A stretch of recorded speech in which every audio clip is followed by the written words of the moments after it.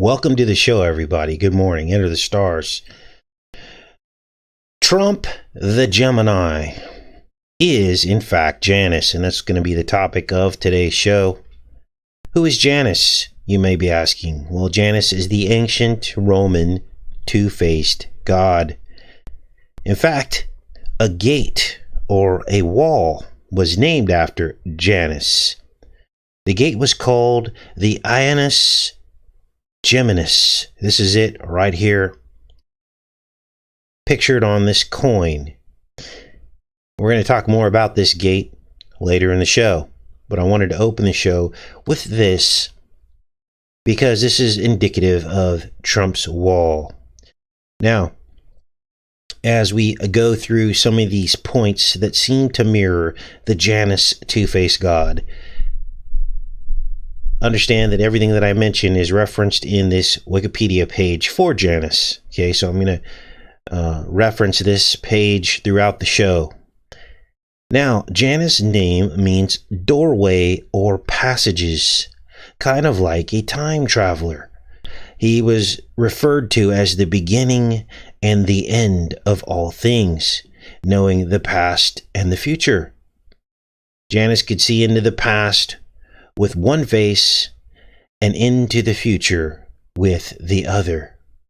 He is actually referred to in this Wikipedia article as the master of time. Does this all sound familiar? Janus could be a double for Kronos, which of course is Saturn. You're going to see references of Saturn to Janus as we move through this live show. Do you remember the clock at the foot of Trump Tower? Remember this? Let's pull this up here. This is it right here. Let's look at images of the clock at Trump Tower. Well, there's more to this. And as we've talked to you about in other shows, the makers of Back to the Future, way back in the 1980s, they admitted that the Biff character was based off of Trump. All the way back in the 80s, when Trump was nothing more than a millionaire at that time. An up-and-comer, but nonetheless, they based an entire series off of this man, almost as if they knew what was going to happen.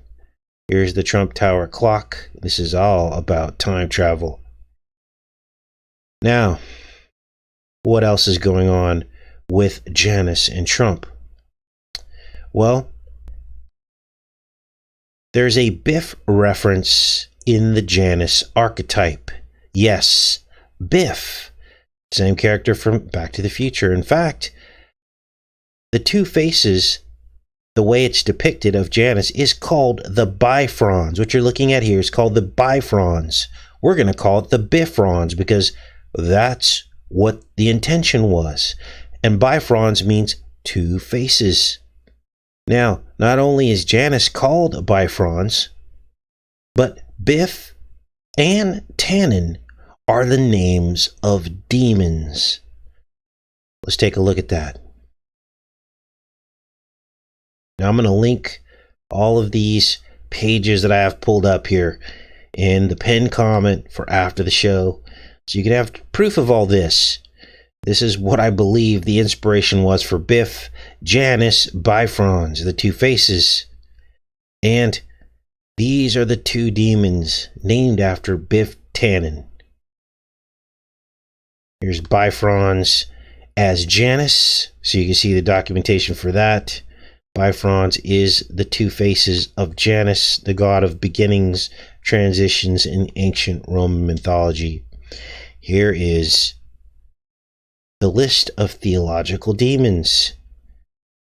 We have first Bifrons, and we have Tannen, Biff Tannen, from Back to the Future. And this is why they depicted Biff as Trump. Now, here's the Bifrons demon. Remember, this is Janus as well.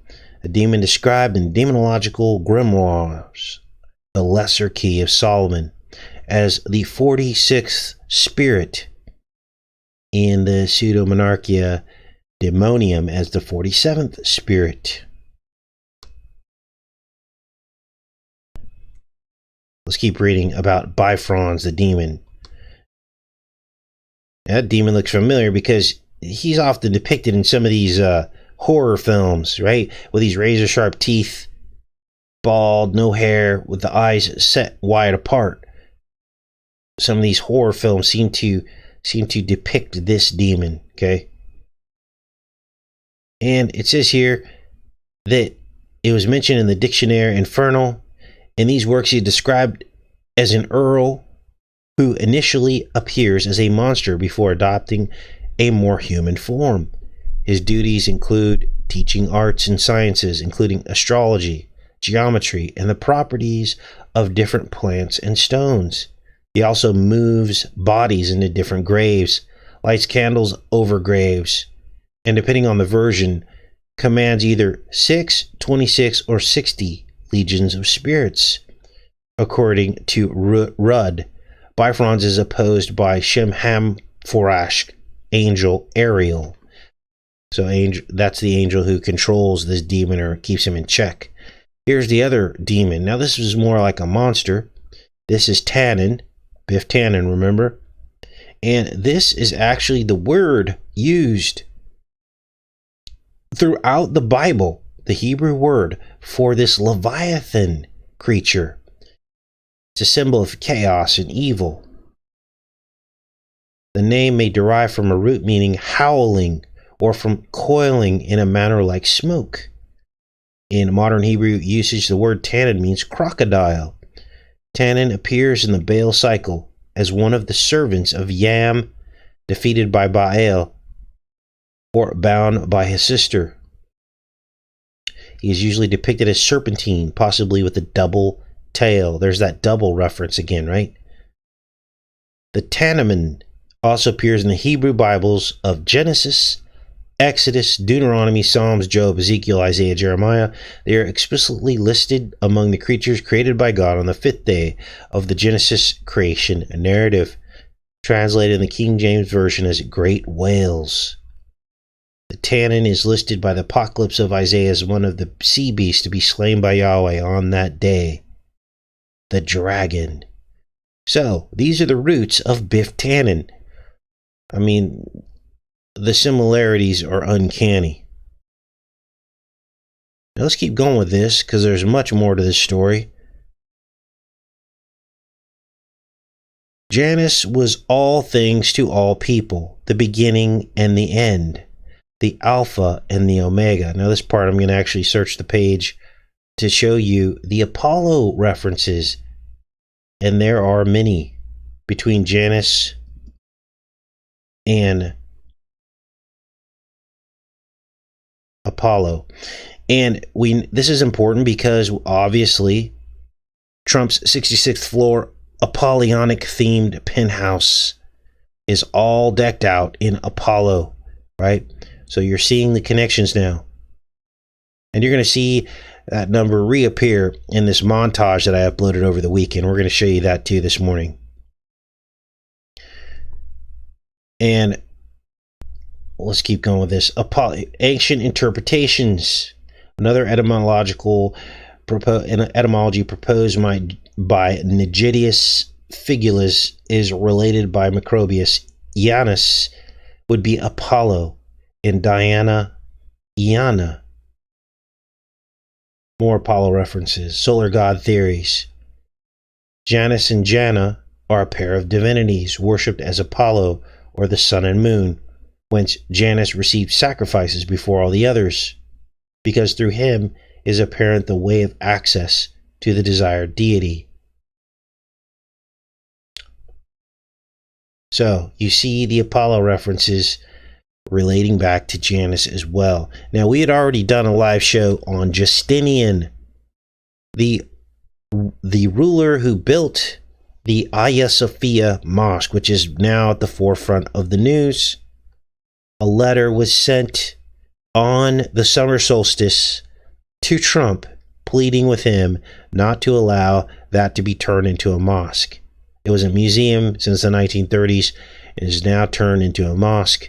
They are now covering up all of the Christian iconography within the mosque as they do their prayers, because they can't bear the sight of the Christian iconography. You're starting to see what the setup is now. Now, what you're about to see in this montage that we're going to play next was from 1995, and it's a 007 film. And in this film, there are twins, basically. The film is called GoldenEye, right? And GoldenEye was a film about Janus. Janus is the bad guy. He is 006 instead of 007. And he is first James Bond's friend, and then he turns against him, betrays him. And all throughout the film, he's referenced to as Janus. Let's take a look at this.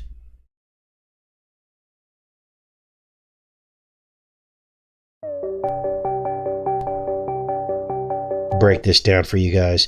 Now, Pierce Brosnan at 66 years old. Remember, I told you to remember that number. Came out and said that Trump was doing a good job. Now, that's not the issue that I have with this. The issue that I have with this is his age. The 66 years old. This was all done. This is all a manufactured reality. This is how these people operate. Trump is doing a good job because he was paid to say Trump's doing a good job at the age that he's at, so that it all fits into this matrix that these people create. Let's keep watching.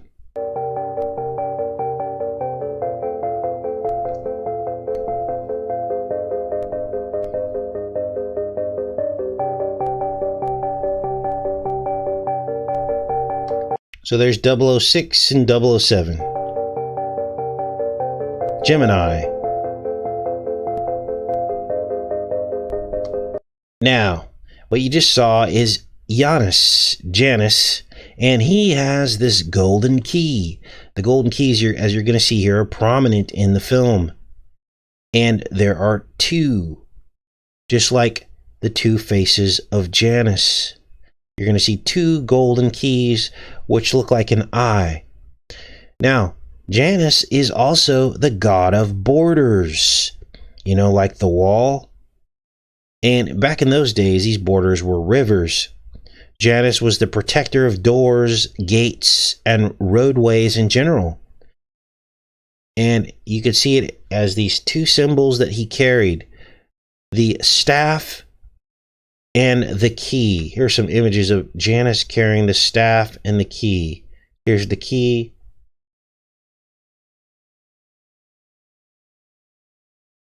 And here is Janus with the key and the staff.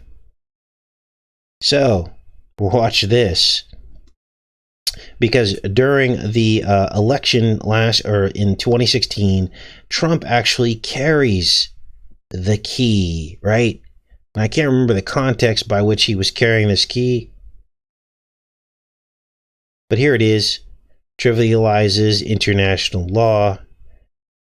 Republican presidential candidate Donald Trump holds up a key to the city he brought on the stage with him as he speaks. This was March 7th, 2016 at a campaign rally in Madison. Interesting to use this prop, which is exactly what Janus carried with him. Can't make this up, you guys. Let's keep watching.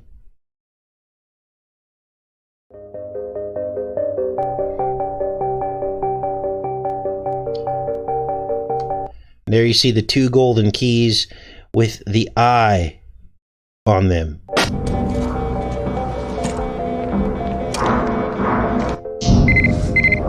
Now, someone notice that this card that pops out of here, obviously that's a hand print or a fingerprint scanner. It says, what does it say in here? It says 6 and 6. Someone said it said 666, but it only just says 66. But it's still the 66 repeated over again. You're going to see this continue.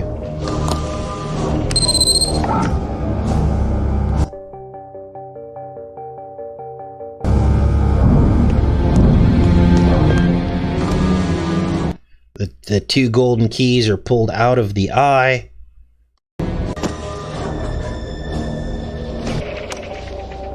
There's the Russian component to all this. 3, 2, 1.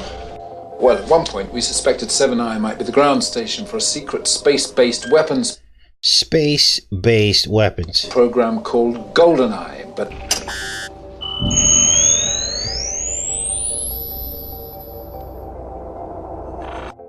EMP. So that's GoldenEye, and it causes an EMP, as you're going to hear James Bond say.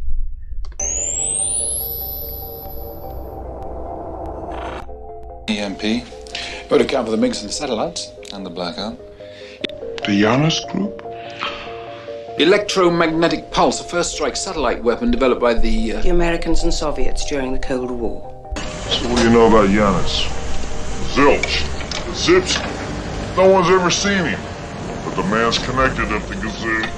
KGB, military. The son went to work for the government whose betrayal was the father to kill himself and his wife. Hence, Janus.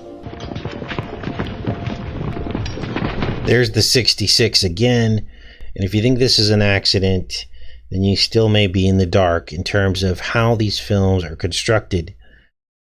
We just pull them out and show them to you in a montage so that you can see what this all means. But there's the 66 right there again. Of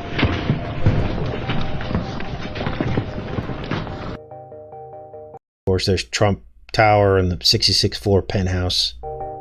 Apollyon.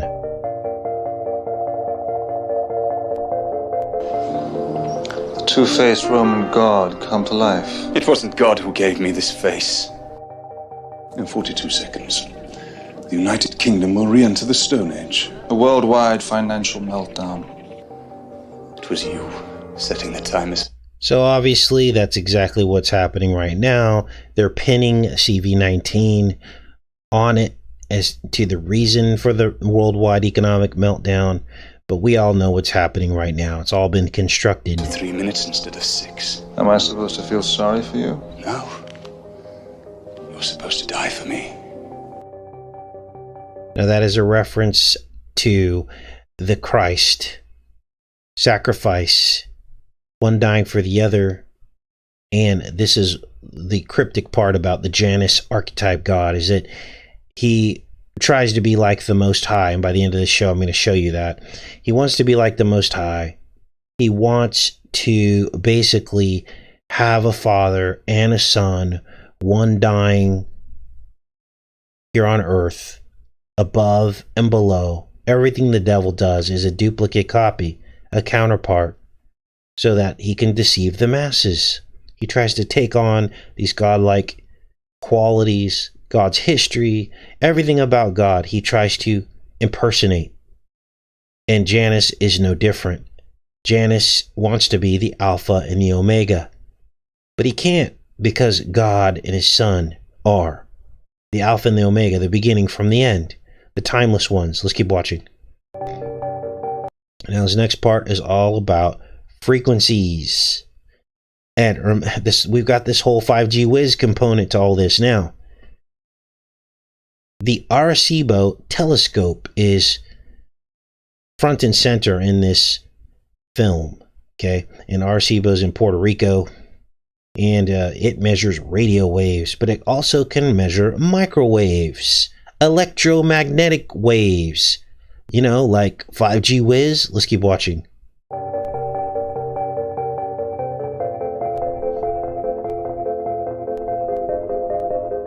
And there's that 66 again at the longitude coordinate of the Arecibo Observatory. None of this is by accident.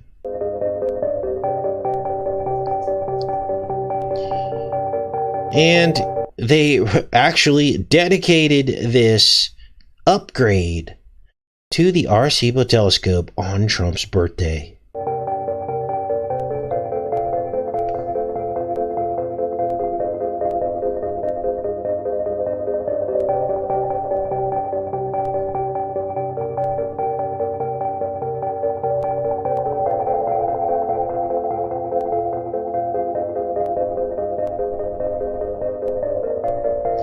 And of course, Trump has now become the space president, talking about a return trip to the moon, the Space Force, everything is space with Trump.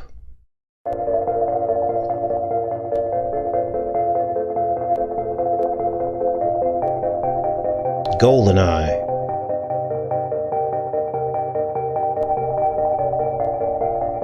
Now, what you're going to see next are shots from the Arecibo telescope, and I found something pretty amazing.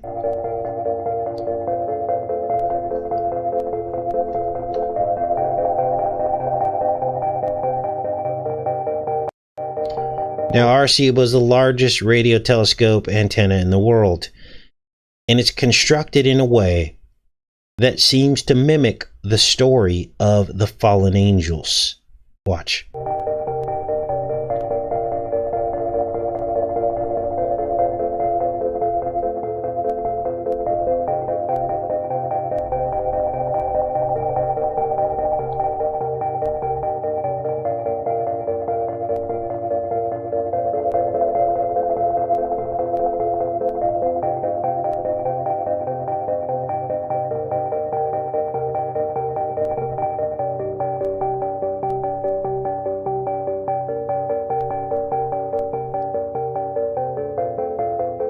Now, you can call this the fall of the sun to Earth.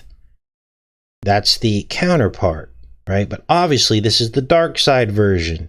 This is the fallen ones falling to Earth, right? That's why Christ had to come. He had to correct the imbalance. You can call it the force, you can call it whatever you want, but it's universal balance of good versus evil. Christ had to come back down and correct the incorrect, right? So they're depicting that here. The Christ-like character would be Pierce Brosnan. The dark side character is Giannis. And he falls back to Earth, and there you see the I, like the I am Jesus was, right?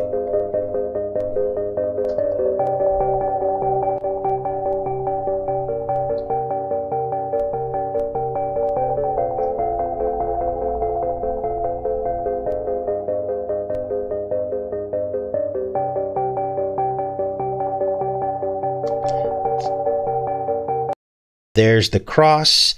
It becomes the back part of the helicopter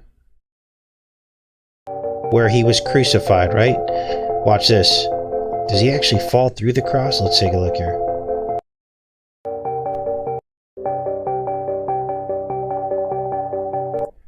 Look at this. He goes right past the cross there. Bam. And in the antenna above, you see I am spelled out with the cross. Can't make this up, you guys.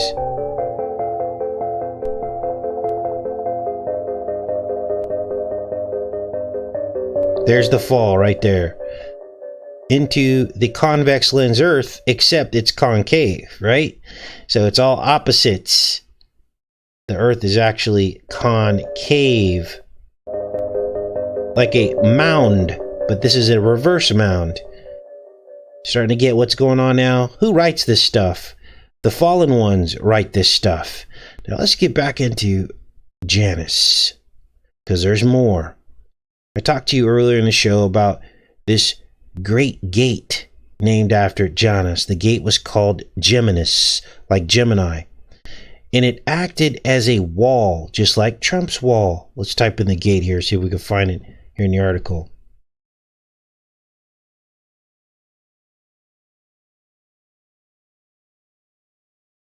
Gatekeeper. Look at all these gate references.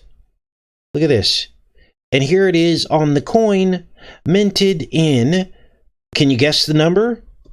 6 AD.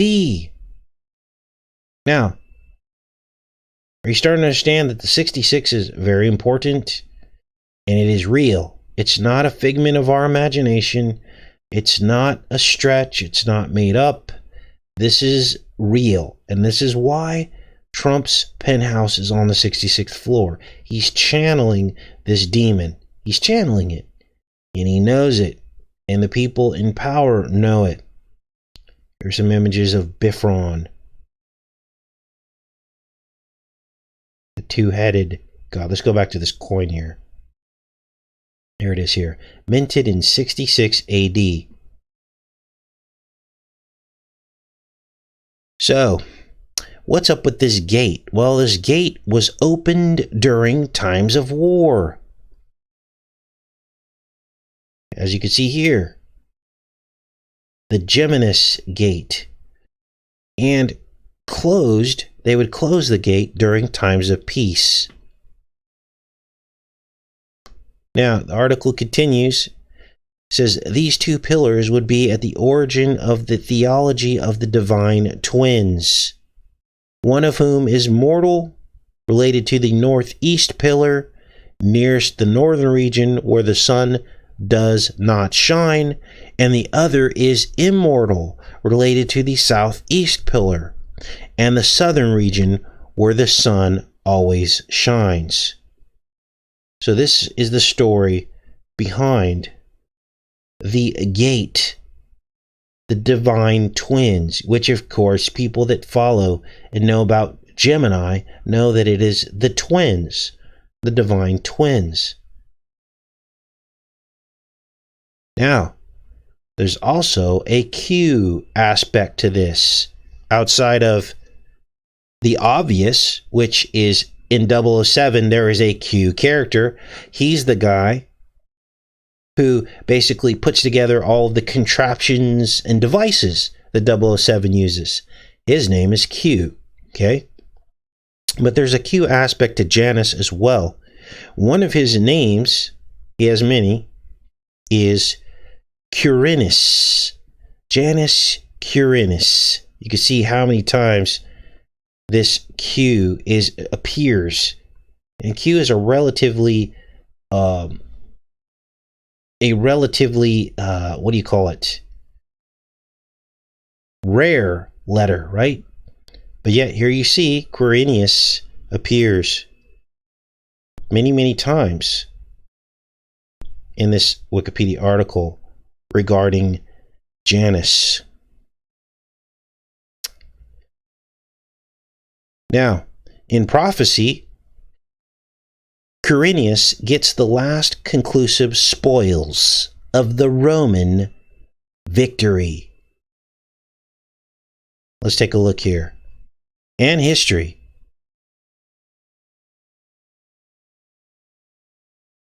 The compound Janus Quirinius is to be found also in the rite of spoili opima, a lex regia ascribed to Numa, which prescribed that the third-rank spoils of a king or chief killed in battle, those conquered by a common soldier, be consecrated to Janus Quirinus. Interesting, right?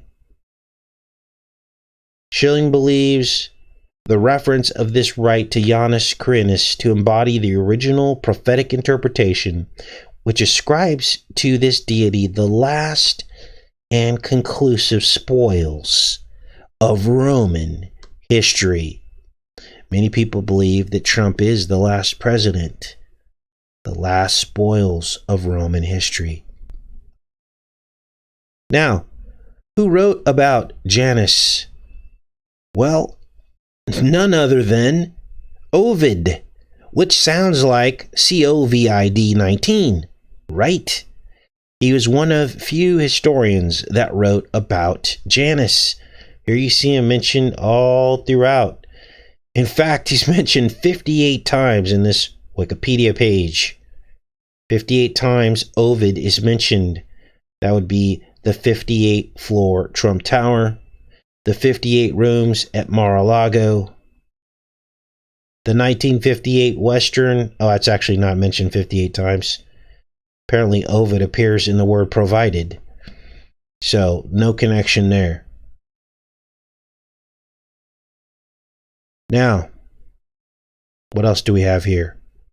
Well, if you think this is all a stretch, look at this article that talks about Janus and CV-19. We covered this in a previous show. I think it was yesterday's show. And this particular article compares the VC's design, as you can see here in the title here, to Janus, because there's a good side and a bad side to it. There is its face right there. Now it's all starting to connect together. There's even a face covering. A face covering. A veil.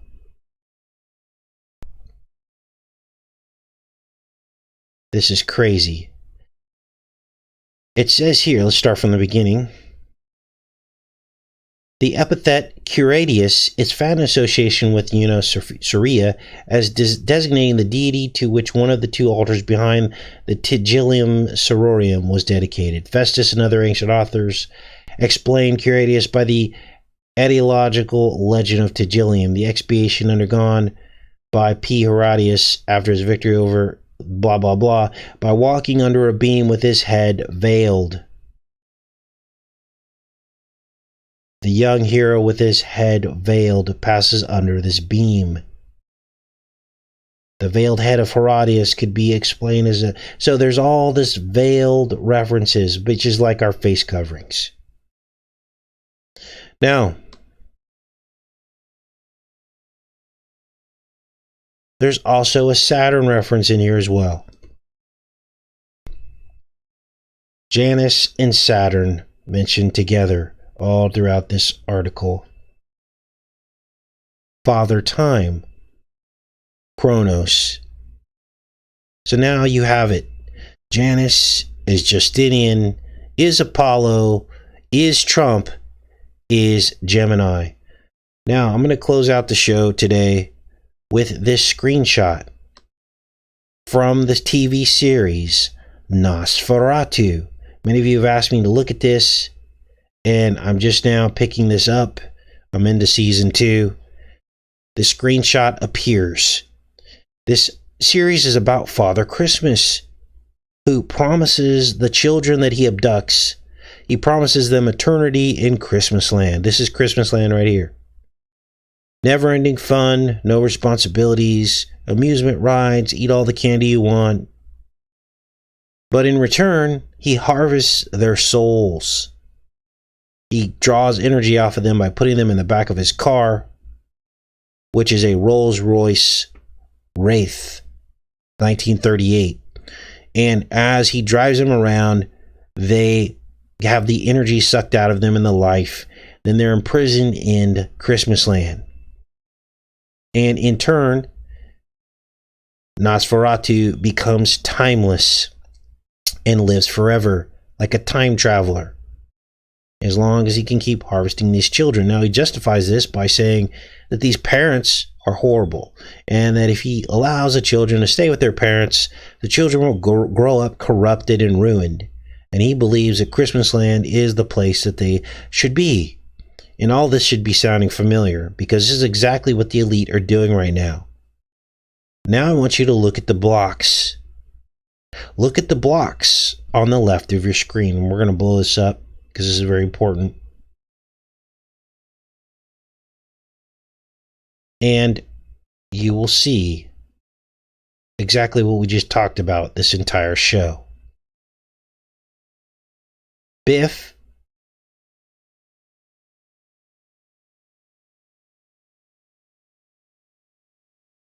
right there.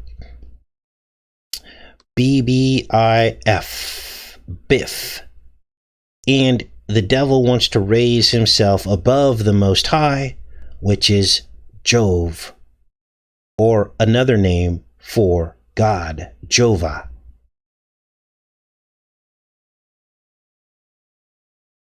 Now, we're probably the only ones that caught this, because no one believes that the devil's in the details. They think that that's just some kind of, schizophrenia or something. But here it is.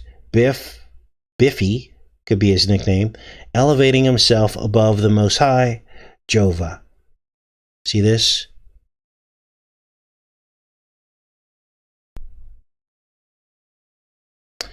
Now, we'll be back on here tomorrow and the rest of the week with more live shows. I haven't even checked in on you guys yet. This exact same time, tomorrow's show is going to be all about a John Hopkins spamdemic scenario. And this was published before the spamdemic came out, before CV came out. This was published. And they talk about a spamdemic scenario, and they talk about a VC that goes out around the world that everybody takes. And they talk about how it turned children mentally disabled. Yep. Hiding in plain sight. And the day after that, our show will be on a Star Trek episode called The Naked Time. That show was in 1966. There's that number again. And in that episode, you hear Spock say 666. He says it. I did a montage on that. We'll basically review the montage and decode it and break it down even further. Anytime you see a shorter video on this channel, it's usually a montage that we'll expand on and talk about more in a live show. Live shows are always at this exact same time every morning during the week. Now, this Star Trek episode is interesting that we're going to cover day after tomorrow because it's the first time that the Enterprise is able to time travel using warp speed, right?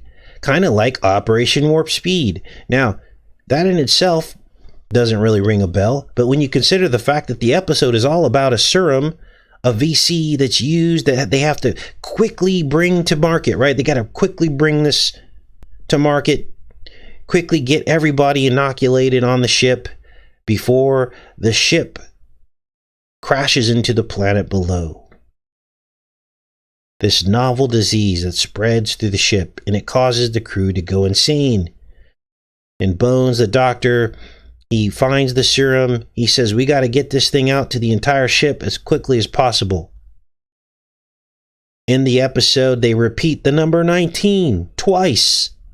19 minutes until destruction and 1900 hours. Now, the creepy thing is that the only way to save the ship is to mix matter with antimatter in the warp drive. And I believe that what that represents is the mixing of the DNA. You can't make this stuff up, you guys.